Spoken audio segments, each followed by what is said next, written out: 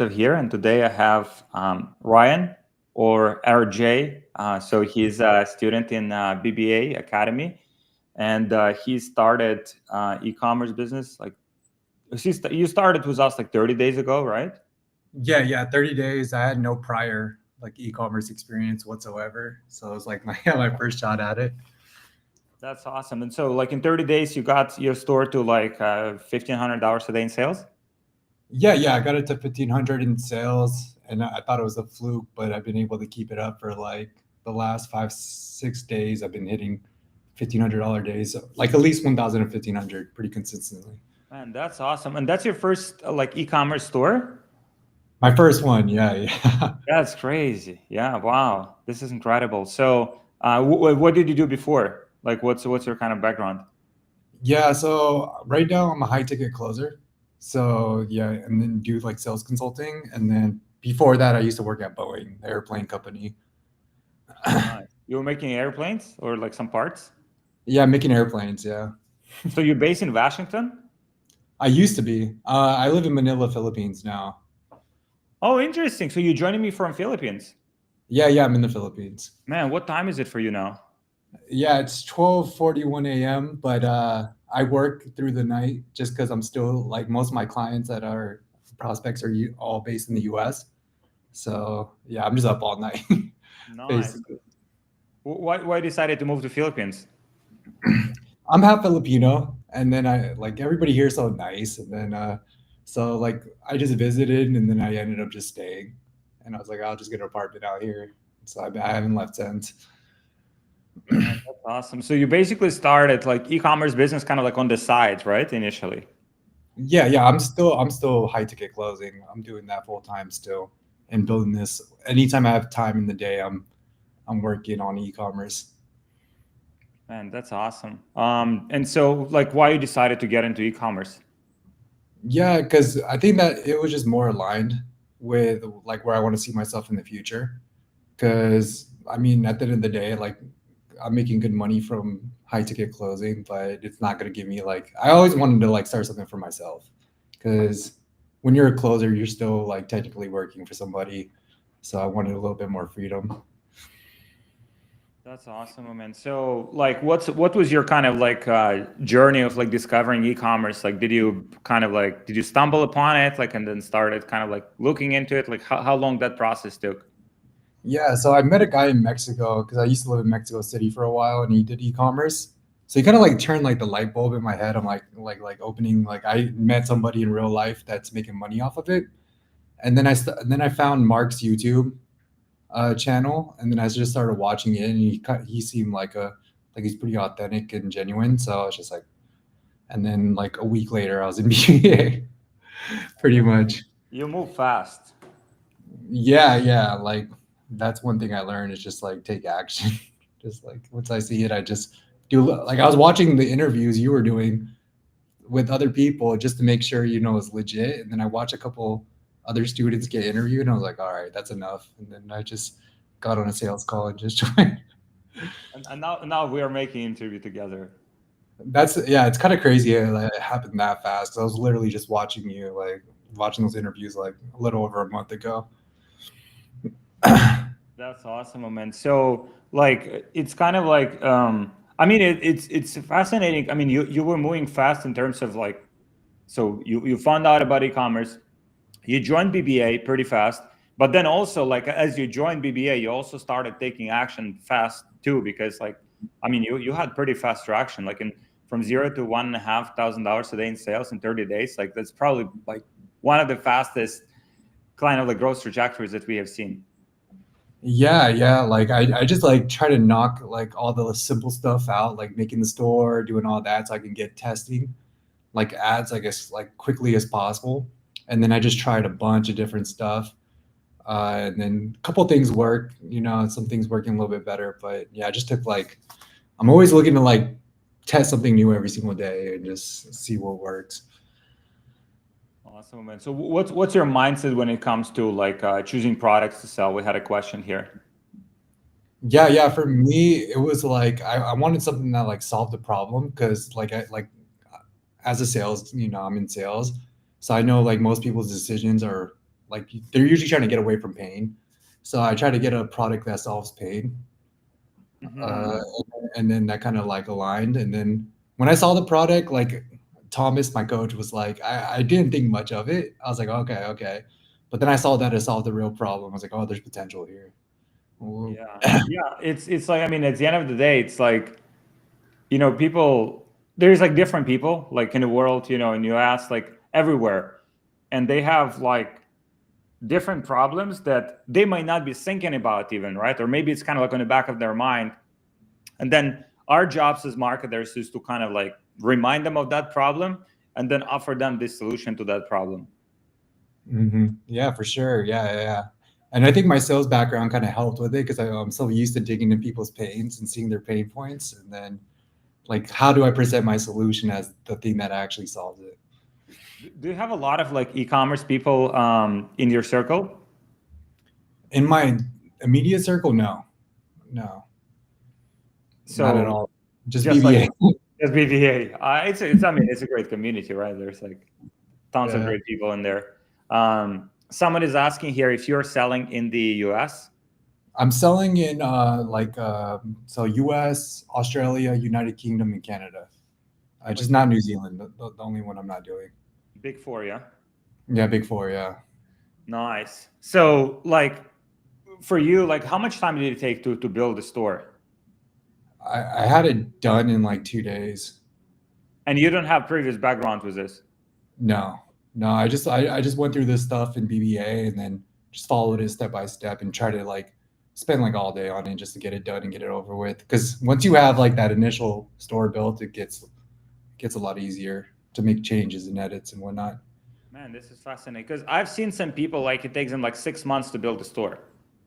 Oh, like I mean, the one thing that I brought with me when I started this was like, don't overthink anything, just do it, and then see what happens after. Like I'm not afraid to make mistakes and lose. I'm not even afraid to lose money. I'm like, if I lose money, I lose money.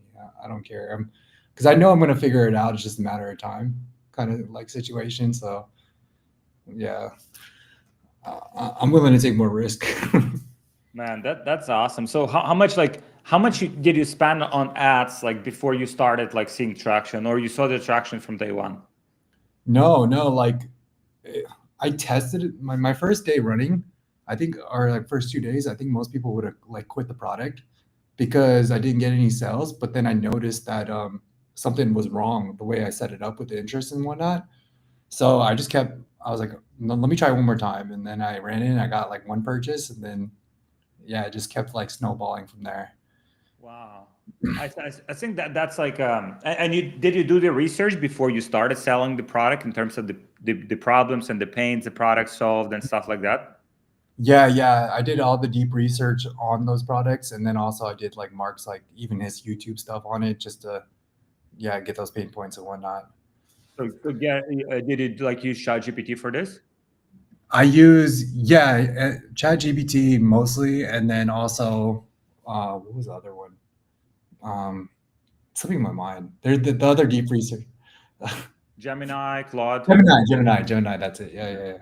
Yeah. Fuck, man, it's incredible. Like it was this like because I'm looking at it from the I'm relatively like long time in this industry, and I see like what AI can do these days. Because when I was Yeah. starting out, I mean, I had to do all that shit myself. Like all of the research. Like now, like you press the button, like you have like literally the deep research on the product, like potential angles to test, pain points, like size of the market, like all of those things that like before you would have to do it like manually, and it would take like so much more time. It's such a great time to get. I felt like I got in at the right time because I was like talking to another guy in BBA. I was like, man, I couldn't imagine having to write the copy, like figure all of that out. And I was like, oh, it's a great time to get into e-commerce. I feel like For sure, for sure. And like I think like people don't even realize how powerful. Like for example, we're talking about like deep research. We're talking about like using AI for like different aspects of the business, and people just like most people don't even realize that that's possible. And those things are just like within the reach. I can't even imagine doing e-commerce without it now. Honestly, yeah. They say like in the future there will be like companies with like zero employees and just like bunch of AI and like kind of, that they're doing like $100 million in sales per year. What do you think about that? Wait, what was that? Like they say like in the future there will be companies just like because of the power of AI, Yeah. there could be like one person and just bunch of like AI agents and stuff like that, and you could be doing like $100 million a year with like no employees. What do you think about that? I can see it. Yeah, I definitely can see it, especially like eventually AI is gonna learn how to edit videos. I can just see it getting way crazier, and then like pretty soon, like you don't need marketing guys. Like they're gonna like know exactly how to market your product and whatnot. So I can definitely see that like being a possibility for sure, which is kind of scary at the same time. Yeah. What was like? Did you have like any hesitations before like you joined BBA? Because it's a sizable investment, right? Because we like we're investing in a team. We want to make sure we have the best resources possible to help our students succeed. And so, did you have like any hesitations, like or skepticism or anything like that before you joined? So, because I've done mentorships in the past, I probably spent like $60,000 already on mentorships, just like across the board. And before I even like hop into one, I already know I'm going to join it. Before I do so much research, before I even like get on the call to join. And it's funny because like shout out to June, he's the one that closed me. Like I didn't tell him I was a closer, so I do the whole like process of like what was going on, and he was awesome. Like June's a good guy, but I already knew I was going to join before I even got on that call. I just had to get signed up. So because you did all of the research before that. I watched like probably like the interview we're on. I probably watched like 10 of them before I even got on the Wow. call. Like interviews like this one? Just like this one. Yeah, just with other students. Because I mean, the way I look at it is like if like I know it works. If it worked for them, it's gonna like if I put the work in, it's gonna work for me. So Right. as long as there's real like testimonials, real like case studies, I know Yeah. I pretty much got all the information I need. Yeah, that's like I'm just reflecting. That's how I'm making decisions as well. Like before joining like a mentorship program, like course, mastermind, whatever that is. Like I also have the same mindset of like, have these people been able to help someone who's like in similar situation as me? Do they have the proof of concept? Do they have track record? Do they have the necessary resources to help me out? And that just eliminates like I think that just eliminates I've invested, you probably too, like some of the things that didn't pan out Yeah, or like kind of didn't justify the investment. Like, but it's I think as long as it's the same mindset as like was launching the product, like you have to do your research on the things that you're planning to join and kind of just see if it's something that makes sense. for sure. And then like being a closer, I've worked like for a lot of offers as well, so I can tell what like a shitty or like a crappy offer looks like. So like I knew you guys had like your stuff together before even joining. Awesome, man. So, how do you currently split the time? Let's say for people watching who are like working like 9 to 5 jobs, they want to get into e-commerce. Like, how do you split your time between like kind of your main source of income, your main kind of activity or business or job, and something like e-commerce that you want to start on the side? Yeah. So what I did when I like in that month is I'll wake up 2 hours like earlier, and then I'll just do like a 2 hour just purely ecom, and then like the night before, I'll kind of have a plan on what I want to get done in those 2 hours, and then I'll just try my best to get all that stuff done then. And then anytime like since I work from home, I have time in between like calls and whatnot, so I'll work on it then, and then after work I'll work for another like hour or two on the store, and then go to the gym and just go to sleep and do it again.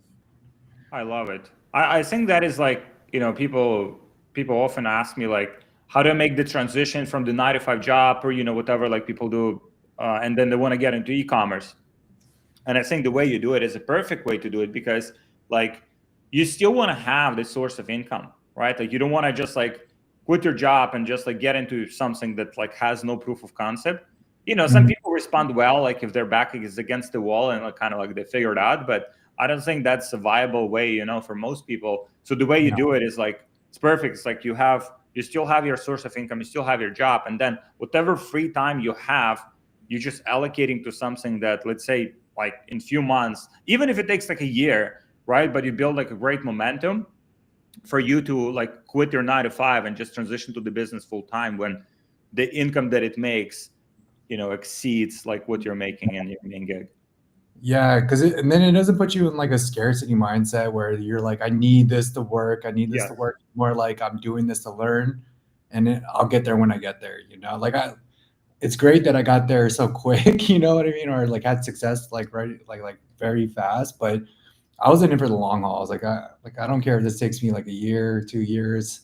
I know if I just stick with it, it's gonna work eventually.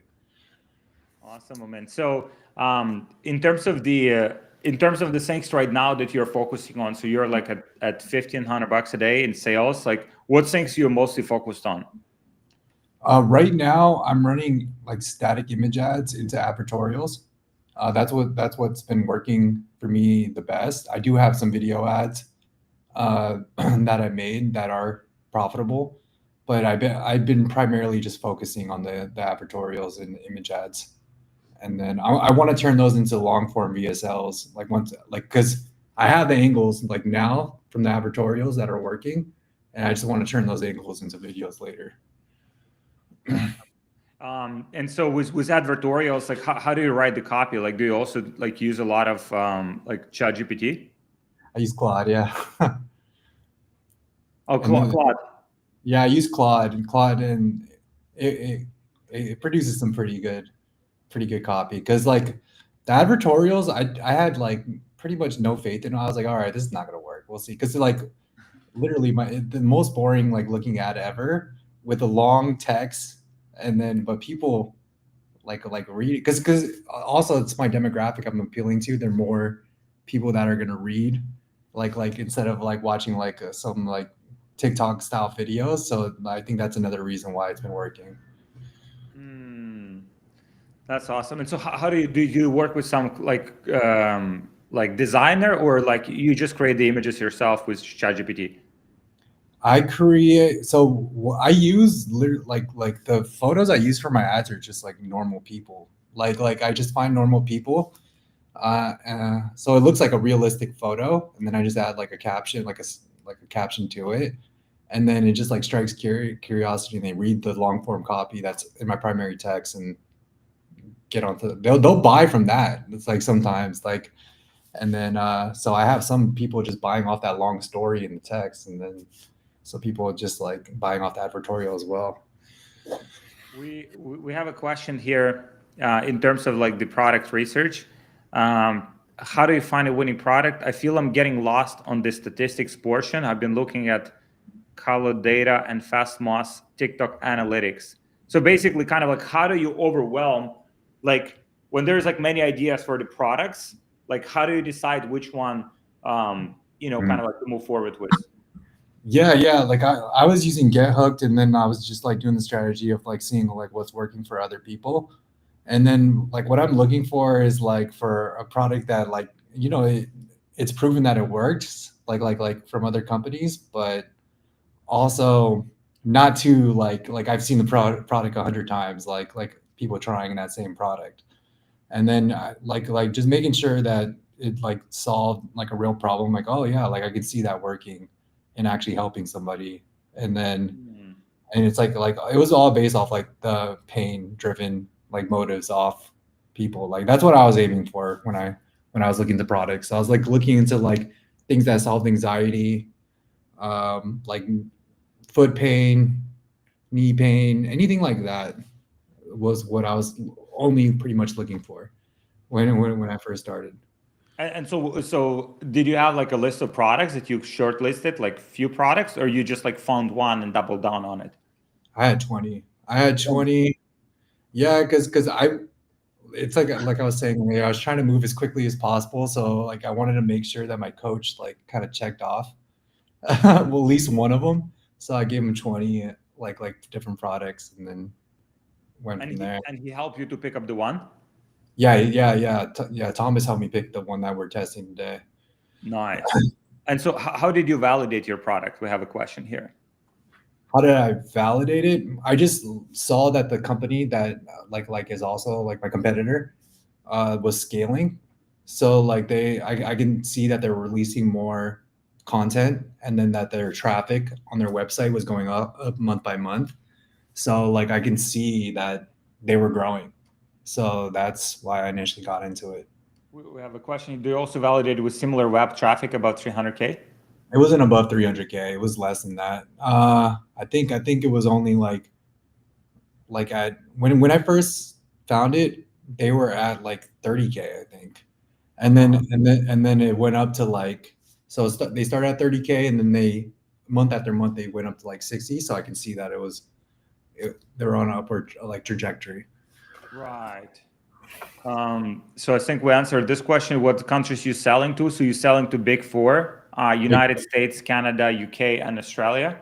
Yeah, correct. Uh-huh. So another question here. Oh, there's so many questions. How much ads did you test until something actually started working? Like before I found like an ad that was actually profitable, I probably came out with like 15 different videos, like different iterations of them.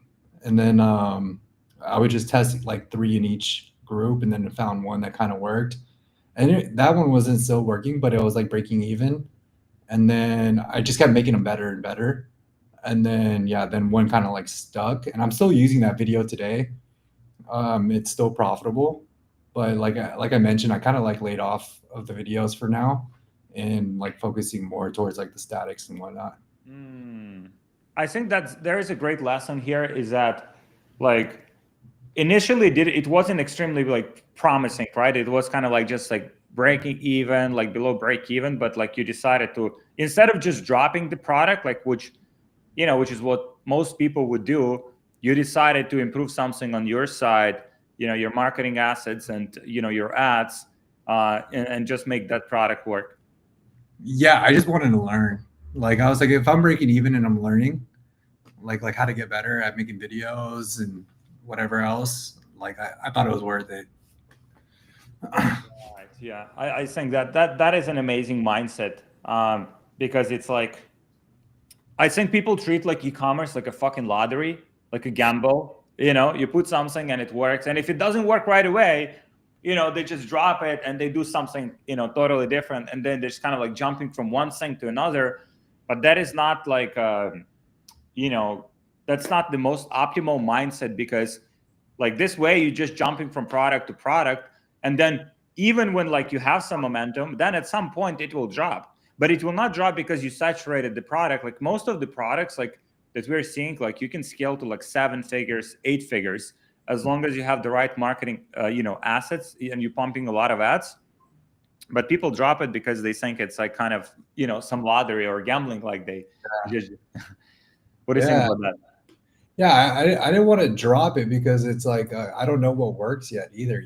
Like I'll get into another product, and then like I won't build any skill set or like nothing to bring into that next product. So I know it's a skill set gap, because I mean if it's working for like one company, it should work for me too. I just have to figure out like how to do it right, like and how to market. Skill set gap, you said, right? Yeah, it's a skill set gap. Yeah, and then I like at first, if you look at my first videos I made compared to the videos I make now, you'd be like, holy shit! Like it's like night and day. Like compared to what I first came out with. And that's like in 1 month.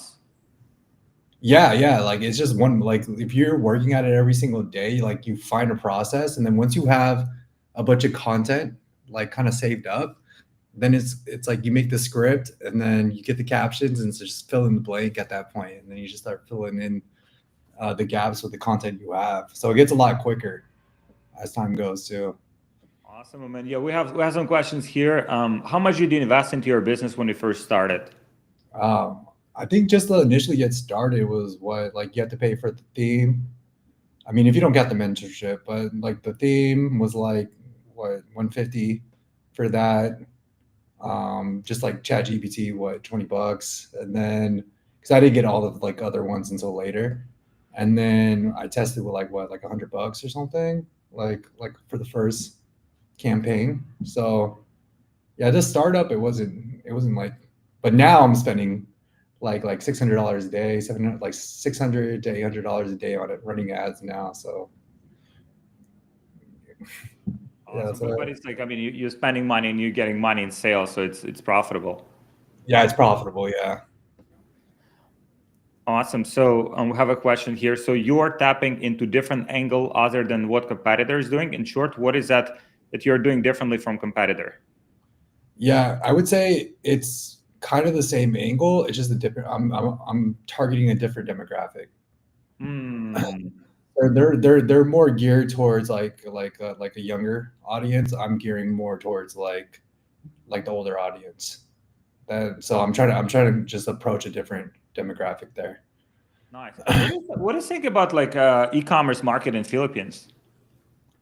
It's different out here. Like I actually, like at the boxing gym, I met a guy that's like doing supplements in the Philippines. Huh. There's a lot like more like hoops to jump through, but if you can get like the right like certifications, you're like the only person selling that supplement. So like it's something I'm open to. Like once I learn how to actually, yeah, I gotta take baby steps, Yeah, like and then I'm hopefully I get looking at 115 million people in Philippines. yeah. Wow. I think you can make something work there. Yeah, Well, no, that's like the goal. Because like I mean, I have family here too, so like like it is a third world country as well. So I like want to help my family out with yeah, business. Hopefully, yeah, I can get them working with me and make like American money and not Philippine money. for sure. Yeah, e-commerce market is 17 billion. Oh yeah. Oh, actually. Oh man, this is crazy market, Philippines. I think like yeah, you get the initial momentum there. Like the way I think about it is this: like if you know how to market, if you know how to advertise in U.S. market, right? That's like literally the highest level of competition. Like fucking just insane, right? So if you are able to make something work there and you take those same skill sets, obviously you accumulate some capital and then you replicate it in like more like local markets like Philippines, like you basically like playing chess when everyone else is like Yeah. playing checkers, like you just operate on a different level in terms of the marketing. Obviously, like you said, logistically, but like I'm looking at the stats here. Philippines e-commerce market is growing at 14% year over year, which is massive. It's called compound annual growth rate, CAGR, which is like in US it's probably growing like what, I don't know, 5%, 7% maybe. Like it's just fast growing market. So I think maybe there's something to it, my man.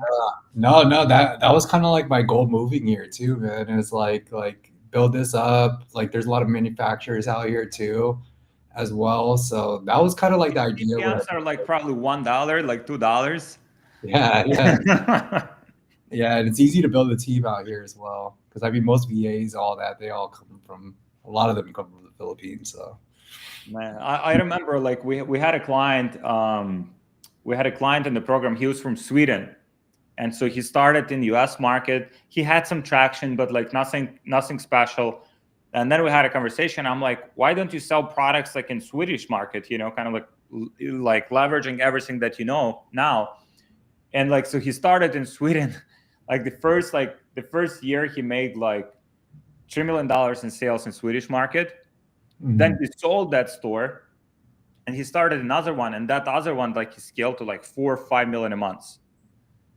Oh man, Like it's crazy, and that's in Swedish market. yeah, It's like yeah, smaller countries, smaller, like it's like I don't know, what is it, 10 million people? Like Philippines, you can crank up some numbers. yeah. And they primarily speak English here too, so it'd be like not too bad of a like or not too hard of a transition. Awesome, man. We have comment here. Image ads are too good right now. This- Yeah, I mean that's why I stuck to the image ads because I mean like the CPC for my image ads are like 30 to 50 cents. So it's just like so cheap to get traffic compared to like my video ads, which are like dollar 50 or something, or like sometimes even more. So Uh-huh. that's why I was like, all right, let's go for the cheaper option to get more traffic. For sure. So what was your process from testing to scaling? To testing to scaling, so my process was basically like I would take what was winning, like I was just copying at first, like literally like take the script, like yeah, rip whatever, and then try my best to recreate it, and then just see if it works. So I was just like kind of like just like stealing at first, but like changing it a little bit, and then it got to the point where like where I'm at now, where you kind of see like why it's working. Like now, how can I work like make this work for like the audience I'm trying to like appeal to? Yeah, initially, I mean, like, I think everyone initially like steals like in one way or another. Obviously, you don't want to kind of like steal the content completely, but like we all getting like Can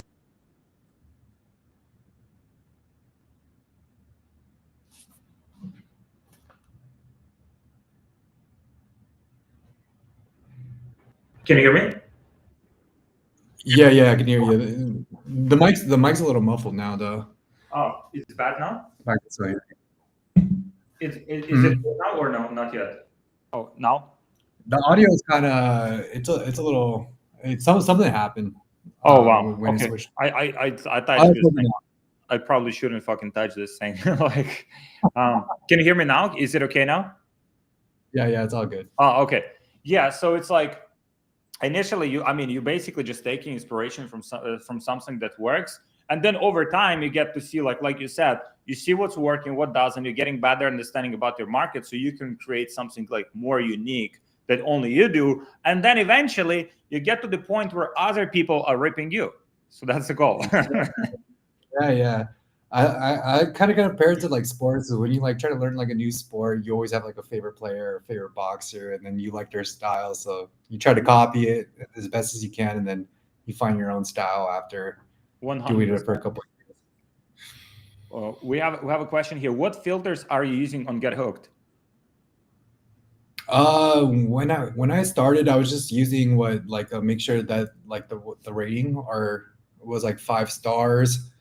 Uh, it was running like the basic like it's running for more than 7 days, and then from there I was literally just like I would just go down rabbit holes of like searching keywords, and then when I'm doing that, like a new keyword will pop up, and then I'll just like type that in and see what pops up, and then you kind of just like you just keep doing that, then you find like certain niches or like products you weren't initially, because it's easy to like go in there and just say like pay like use some Yes. general ones, but then when you start going into it, you'll find like little sub keywords like, oh, I didn't even think about that, let me see if there's any other products that do that.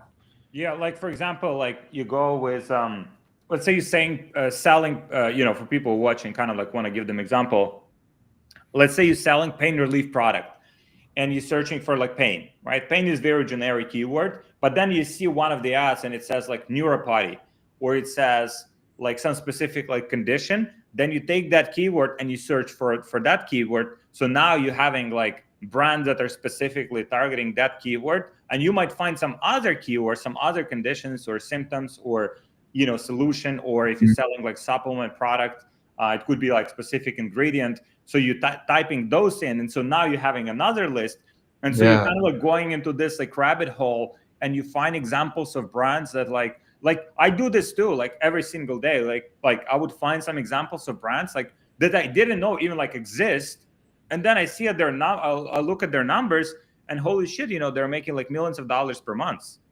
yeah, yeah, yeah, because like yeah, it starts out you're like knee pain, and then you're like or ACL, and then meniscus, and then Yeah. you just and then like other stuff just starts popping up. So yeah, that's probably the best advice when it comes to like the filters are good, but it's mostly like doing like finding those keywords and those like that most people wouldn't think about when they're doing the research.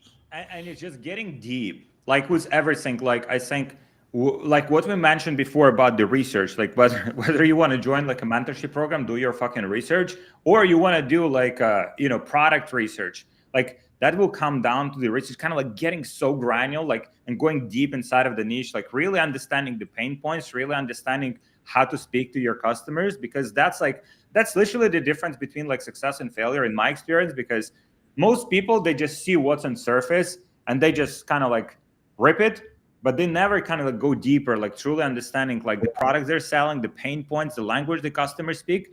And that's what makes a difference, because it resonates with customers. Like if you say like, oh, helps with pain relief, helps with like knee pain, like, but like Yeah. kind of like it's too surface level, right? You have to go deeper. Yeah, and that's the way to do it. Yeah. And I think that was my biggest problem when I first started like marketing and coming out with videos. It's like the hook was so general. You know what I mean? It's like, oh, do you have knee pain? Check this out. Instead of like, yeah, like have you torn your meniscus? Like going into like very granular details so like they can resonate instead of just being so super general. And I think that's what really helped too, because that was something like my coach actually pointed out too. He's like, you're broad right now. You need to like really niche it down, and that's the biggest problem with your hook rate is like you're too general. Like you need to like speak to a certain like a certain person, and then I think that's what really helped. 100%. Because we have to consider, like, especially if you are going after like, I mean that like if you're selling in Philippines, that would probably work, right? Because the market is not as saturated, right? There's like levels of awareness and levels of market like sophistication, right? So if you're like one of the first in the market, people have not seen that before, people will react well to it. But if there is like 300 other people saying like, do you have knee pain, like, then people over time they start responding to that message because it's so generic and they have seen it before hundreds of times. And so that's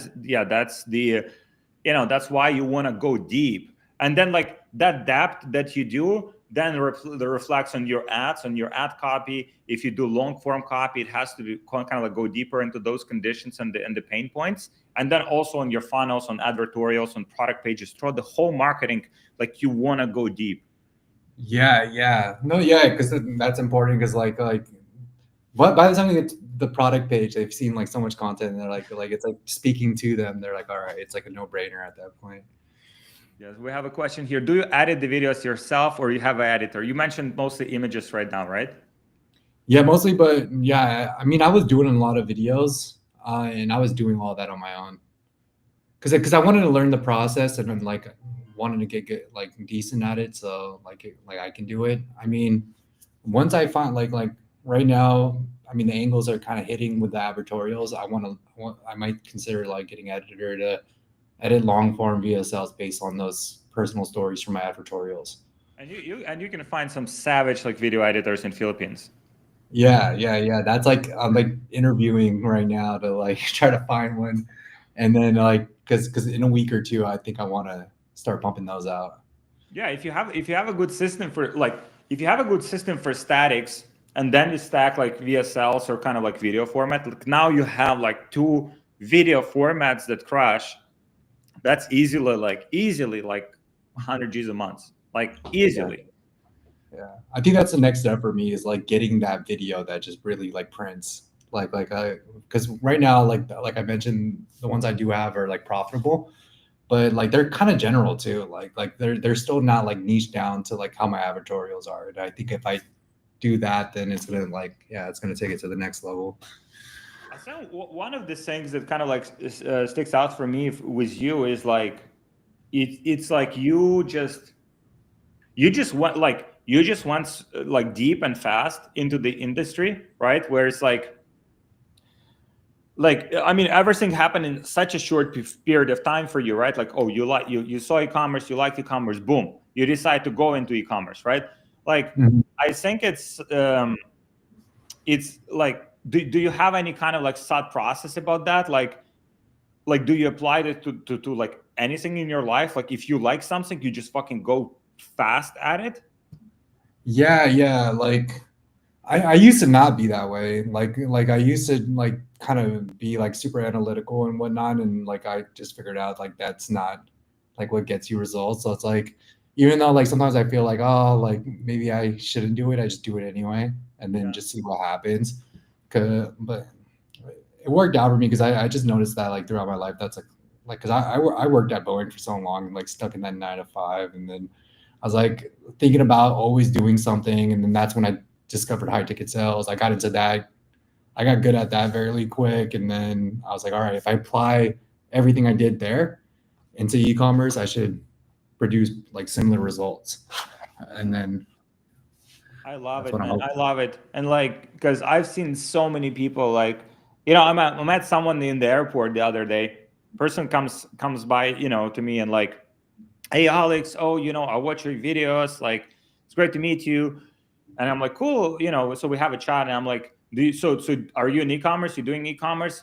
It's like, yeah, you know, I've been watching your videos for the last like 3 years, and you know, I want to get into e-commerce. Oh my, do you have a store? Like, did you start? Did you like, yeah, Yeah. you know, I'm kind of like thinking, like, you know, I have this and this happening in my life, and like, you know, kind of like, I understand, you know, like different people have different like circumstances, but it's like, gee, if you want to get something done, like you have to move fucking fast. Like life is life is short.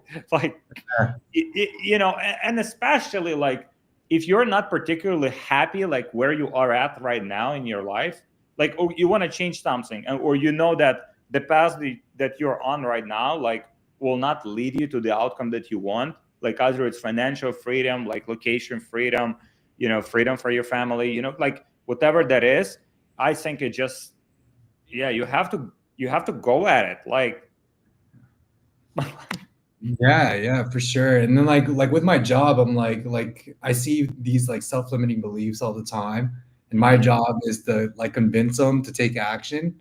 So like I have to align as the person that does take action, so I can even do my job better. You know, and like if I'm telling these people they need to take massive action, like change their lives, I got to be the same person that does it as well. So that's why I think that that's another big thing as well that kind of helps me.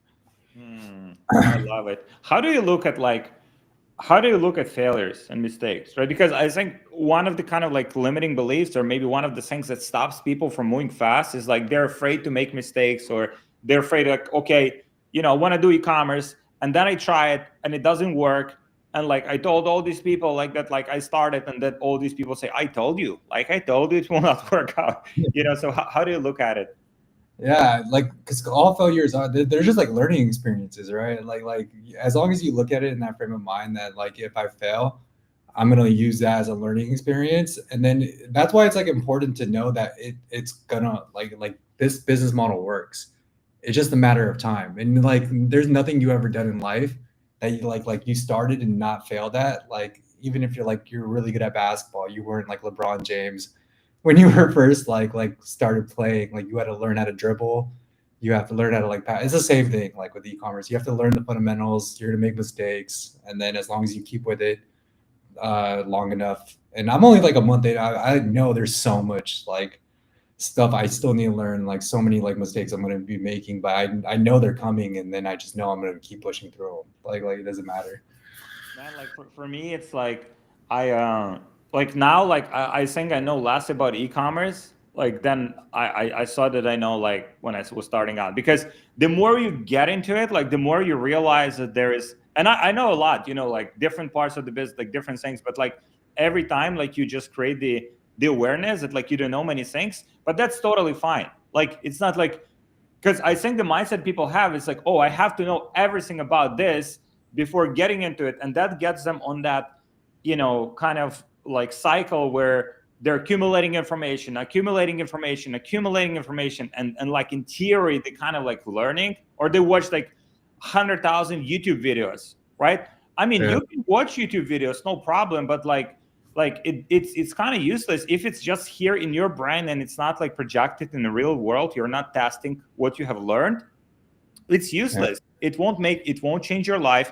It won't make you richer. It won't provide for your family. It won't like change your trajectory like of where you are and where you're going, unless you take that out, put it in the real world. Some of this will work, some of this will not, but you'll learn something in the process, and like you know, in a matter of time you'll just become better and you'll crack it. Yeah, yeah. Because I mean, people like see like watching YouTube videos or like learning stuff on the internet as them being productive, but it's just like another form of like procrastination. until you actually like taking like the first steps, like start your site or like join a program or do something, then it's like a reality. But then some people, it's like the Dunning-Kruger effect where they think they know about e-commerce because they watch so much content on it, but then you never learn until you're actually like in there doing it, spending your own money, like with ads and whatnot. Because I mean, it can be scary because like if you have a bad day, like yesterday, I got DMCA'd, and then so I had to take my like reproduce my store, and then my pixel was all messed up. So I was like, oh man, dude, is my store like done for? But then after like 3 days, it was back to where it was, but better, even better than where it was before. So it's just like, yeah, like just taking action is like the biggest thing, I guess.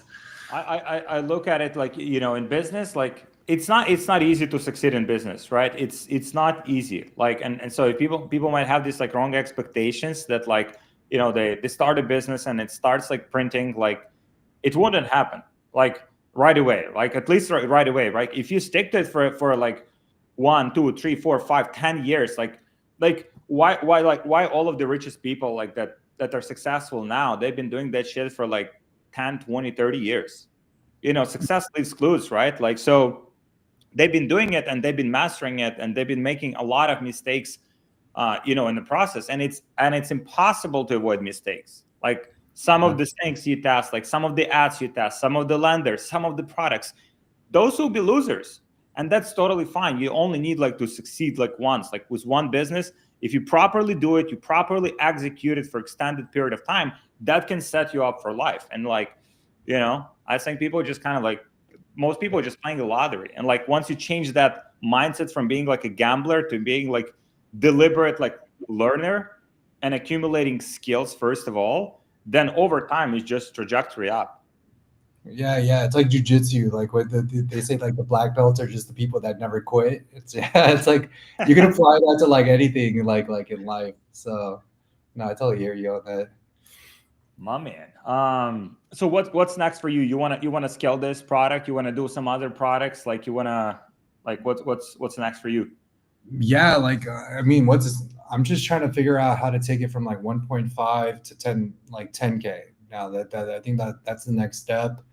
Like really find like that, like advertorial and story that really prints, and then like yeah, like turn those into videos, and then scale from there. I mean, you talk about all the Philippine stuff, God. Like I literally was like starting to think about that too.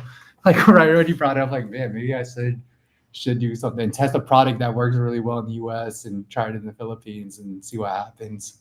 So that's another, you got me considering that now. So but I want to scale this store first and see Yeah, how far I yeah, can take it, and yeah. then go You from have there. you haven't even like scratched the surface of what's possible. Like US massive market, like you can do like, I mean, I think like initial benchmarks 100K a month, like that's kind of, and that even that is like low numbers like in US market.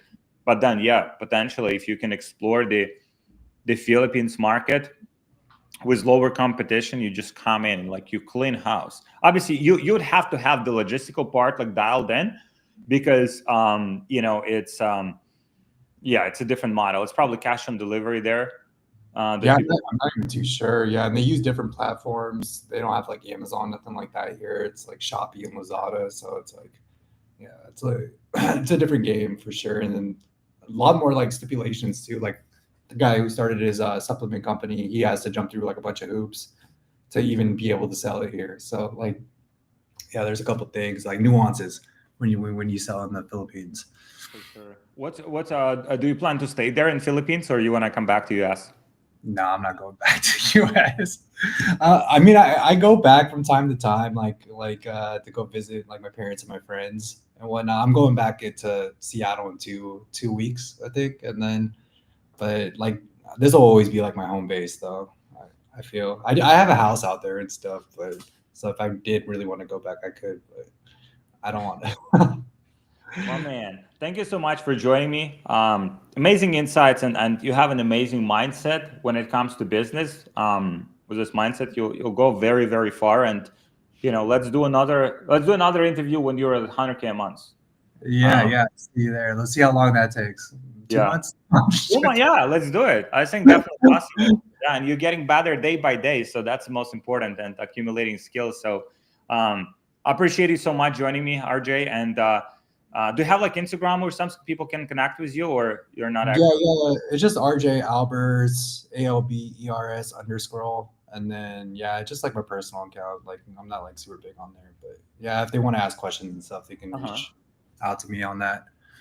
Thank you, my man. And yeah, guys, if you want to connect with RJ, I appreciate it so much. And yeah, I'm looking forward to seeing you at 100K months. That's next up. All right. Thank you for having me, Alex. Yeah. Thank you, my man. Thank you, RJ. See ya. See ya. Bye-bye.